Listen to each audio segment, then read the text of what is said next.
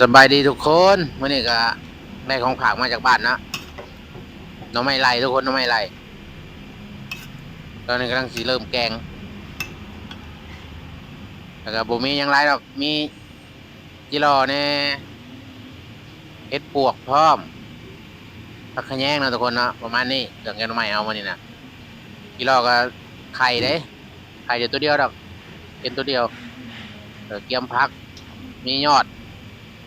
ดอกยอดดอกบวบเด็กบวบหมอบวบแล้วเขาก็ใส่ลงไปเขาก็นำล้ำมานะทุกคนนะแกงหมึกบวบ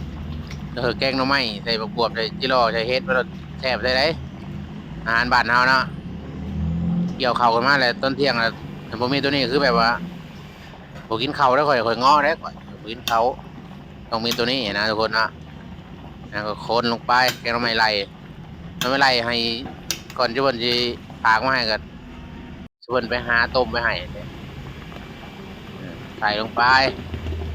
เทลงไปทุกคนแบบจุกๆแน่นๆไปเลยแซ่บคือเก่าของผักจากสปปลาวแล้วผมมกกับใจหลายๆเดี๋ยวเอามาผักตอนแซ่บใช่ได้ลองในยำกิโลมันไข่มันยำลองเกี่ยวเข่าใหม่เนาะตู้ไอ้กันค่ะทุกคนเอ้ยมาเด้อแซ่บๆกันนี่ยั่ว